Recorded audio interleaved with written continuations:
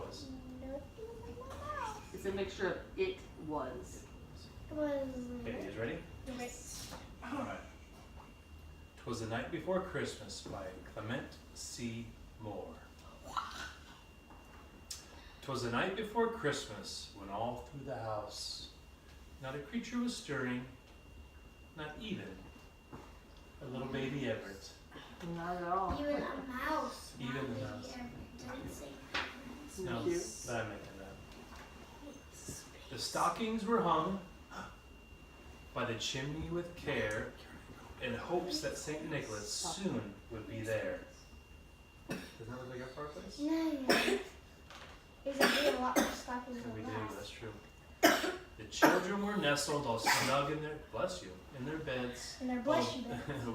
While visions of sugar plums danced in their heads. Wow. And Mama in her kerchief, or candy cane pajamas, and I without my cap, had just settled down for a long winter's nap. When out on the lawn there arose such a clatter, I sprang from the bed to see what was the matter. Away to the window I flew like a flash, tore open the shutters, and threw up the sash. Wait, what? The sash. Yeah, what is that, like the curtain? Are they curtains? Well, we don't have curtains. The moon on the breast of the new fallen snow gave the luster of midday to objects below. When what to my wondering eyes should appear but a miniature sleigh and 8 tiny Dear.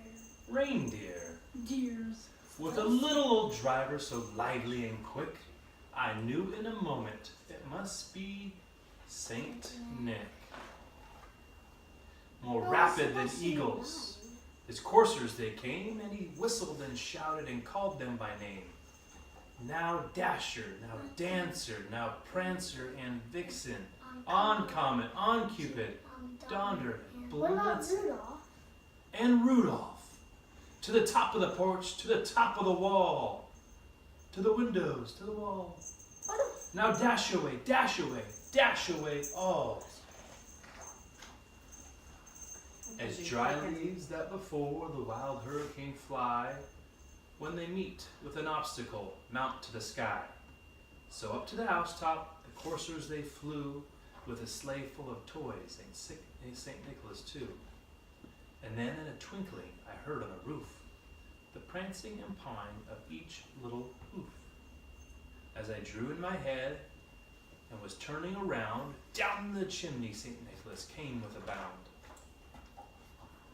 He was dressed all in fur from his head to his foot, and his clothes were all tarnished with ashes and soot. A bundle of toys he had flung on his back, and he looked like a peddler just opening his pack. I need to show you something. Really quick, guys. Did you know that Teddy Are and you I- interrupting the story? Like, Oh, we're in the middle of the story. Can you show me when we get to the page? Thank you. Yeah, Did you know that Teddy and Riley are cousins? that's crazy. And guess what? Look at that. That's why we're trying to get through. His eyes, how they twinkled, his dimples, how merry, his cheeks were like roses, his nose like a cherry. His droll little mouth was drawn up like a bow, and the beard of his chin was as white as the snow. The stump of a pipe he held tight in his teeth, and the smoke it encircled his head like a wreath. He had a broad face and a little round belly that shook when he laughed like a bowl full of jelly.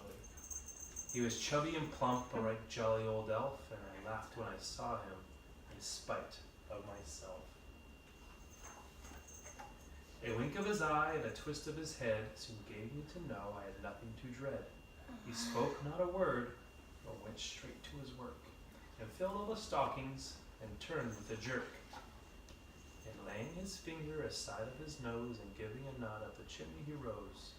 He sprang to his sleigh, to his team gave a whistle, and away they all flew like the down of a thistle. But I heard him exclaim as he drove out of sight, "Merry Christmas to all, and to all a good night." Ho, ho, ho, who You better get to bed. Yes, no, we Before have he to gets here. stay up.